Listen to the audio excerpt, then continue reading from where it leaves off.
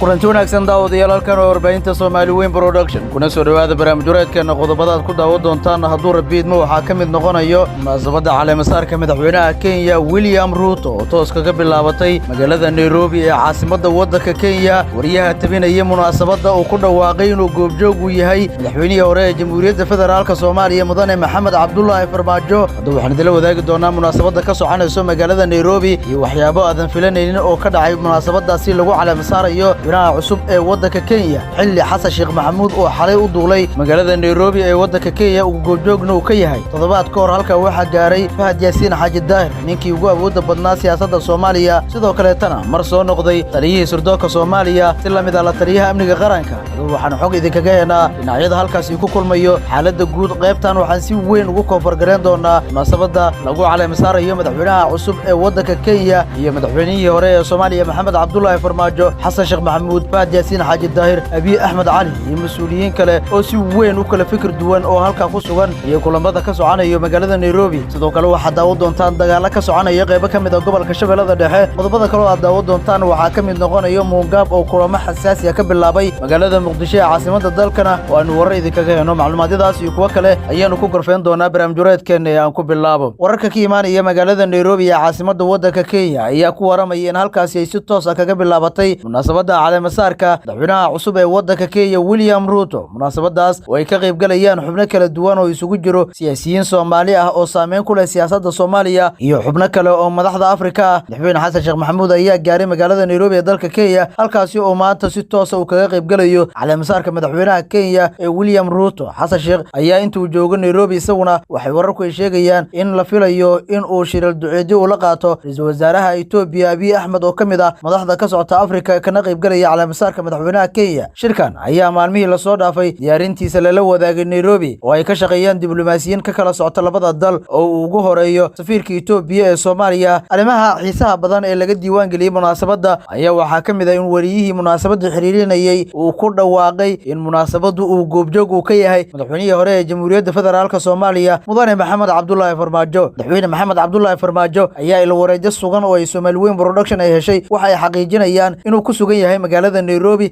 munaasabada ka soconayso waxa la caleemasaaraya shakhsi ay saaxiib dhow yihiin madaxweyne Maxamed Cabdullaahi Farmaajo halka xiriirka kala dhaxeeyo madaxweyne Xasan Sheekh Maxamuudna uusan ahayn mid hagaagsan William Ruto ayaa wuxuu bedelayaa madaxweynihii hore ee waddanka Kenya kaasi oo la fahamsan yahay in heshiisyo dhowr ah ay wada saxiixdeen isaga iyo dawladda uu hogaamiyay madaxweyne Xasan Sheekh Maxamuud ay noqon doonto mid dib loogu noqonayo Ruto ayaa horaan u hanjabay siyaasiyiinta Soomaaliyeed kuwaasi oo ka bixi mushtaraqaadka laga keeno waddanka Kenya isla markaasina lacag dul saarto iyadoo markii maanta la caleemasaarana la filayo in Xasan Sheekh Maxamuud uu kulamo gaargaar u la qaato sidoo kale magaalada Nairobi waxa ku sugan taliyihii hore ee sirdoonka Soomaaliya shakhsi mar ahaa ninka ugu saameynta badan siyaasadda Soomaaliya Fahad Yaasiin Xaaji Daahir Fahad Yaasiin ayaa la xaqiijiyay in halkaas uu ka wado kulamo waaweyn oo ka dhan ah sirdoonka Soomaaliya ilwareedyada ayaa waxay xaqiijinayaan in la taliyihii hore ee amniga qaranka Fahad Yaasiin Xaaji Daahir intuu ku sugan yahay magaalada Nairobi uu la kulmay sirdoonka dawladda Kenya isagoo kala hadlay arrimo dhowr ah oo ay ka mid yihiin nooca xiriir ay kala dhaxeeyo shakhsiyaadka hadda la wareegay sirdoonka Soomaaliya wararka ayaa sheegayo in Fahad Yaasiin uu la wadaagay sirdoonka Kenya macluumaadyo xaqiijinaya iyo dukumiintiyo sheegayo in Mahad Maxamed Salaad uu shabaab yahay isla markaana uu la shaqeeyo ururka Al-Shabaab iyadoo sirdoonka Kenya iyo Fahad Yaasiin Xaaji Daahirna ay ka wada hadleen sida macluumaadadaas iyo dukumiintiyada ay sirdoonka Kenya ugu la wadaagi lahaayeen madaxweynaha Jamhuuriyadda Soomaaliya Mudane Xasan Sheekh Maxamuud Fahad Yaasiin ayaa hore waxa uu sheegay in Xasan Sheekh Maxamuud uu ku kahdoomay markii uu taliyaha sirdoonka uu ka dhigay Mahad Maxamed Salaad kaasi oo sheegay in xiriir toos ah uu la leeyahay ururka Al-Shabaab dilkii Allah u naxariistay gabadhii ahayd sargaalada ka tirsaneed hay'adda sirdoonka qaranka Soomaaliyeed ee Ikraan Taliil Faarax waxaana haatan wararku ay sheegayaan in magaalada Nairobi ay ka soconayaan kulamo iska soo horjeedo kuwaasi oo ay kala wadaan damul jadiid iyo nabad iyo nolol oo xubno ka mid ah kuwa ugu saameynta badan ay ku sugan yihiin magaalada Nairobi madaxweyne Maxamed Cabdullaahi Farmaajo iyo Fahad Yaasiin Xaaji Daahir ayaa la fahamsan yahay in magaalada Nairobi ay kaga sii gudbi doonaan magaalada Istanbul ee dalka Turkiga halkaas oo ay ka sii ambaqaadi doonaan kulamada lagu xoojinayo xisbiga nabad iyo nolol dhinaca kale xogo la helay ayaa sheegaya in madaxweyne Xasan Sheekh Maxamuud si weyn loogu bahdilay munaasabada caleemasaarka ee madaxweynaha cusub ee waddanka Kenya William Ruto oo uu ku sugan yahay ilwareedyada ayaa sheegayo in wariyaha xiriirinaya munaasabada loo dhiibay warqad ay ku qoran tahay magaca madaxweynihii hore ee Jamhuuriyadda Federaalka Soomaaliya Mudane Maxamed Cabdullaahi Farmaajo isaga oo markii uu hoolka soo galay Xasan Sheekh Maxamuudna wariyuhu uu ku dhawaaqay in munaasabadu uu goobjoog u ka yahay madaxweyne Maxamed Cabdullaahi Farmaajo sidoo kale bahdilka madaxweyne Xasan Sheekh Maxamuud oo munaasabadan kala kulmay ayaa la sheegay in madaxweynaha cusub ee waddanka Kenya uusan fursad u siinin in uu la kulmo inta haatan uu ku sugan yahay magaalada Nairobi xilli uu ka mid yahay madaxda lagu sharfay inay ka qayb galaan munaasabada caleemasaarka. dad badan ayaa si weyn uga yaabay talaabada ay qaadayaan wadamada Afrika ee uu madaxweyne Xasan Sheekh Maxamuud uu booqday ee bahdilka ugu geysanayaan madaxweynaha Jamhuuriyadda Soomaaliya iyagoo dadku qaarna ay ku macneynayaan in qabkii Soomaaliya uu sii lumayo. waraan waxaa jirtay in madaxweynaha waddanka Uganda uu bahdil xoogan u geystay isla markaana dharaar cad uu yiri Soomaaliya waanu idinku taageeri karnaa ciidamo hub iyo la dagaalanka al-shabaab hase yeeshee ma awoodno inaan buuxino jeebihiina taasi oo ceeb iyo fadeexad weyn noqotay si weynna dadku ay u falanqeeyeen markii madaxweynaha waddanka Uganda Yoweri Museveni uu yiri ma buuxin karno jeebka siyaasiyiinta Soomaalida taasi oo loo fasiray in madaxweynuhu uu lacag uu ka dalbaday kuwaasi oo lagu dhisay ciidamada qalabka sida bahdilo xoogan oo madaxweyne Xasan Sheekh Maxamuud uu la kulmayo inta uu aadayo safarada kala duwan ee wadamada deriska ah. Tilamida waddanka Qatar ayaa isaguna laga soo wariyay dhacdo aynkan oo kala ah madaxweyne Xasan Sheekh Maxamuud isagoo ku wajahna loo sheegay in uusan qaadan nooc saacad ah oo uu mar waliba qaato taasi oo la sheegay inay ugu deeqday dawladda Carbeed xilligii uu ku jiray ololaha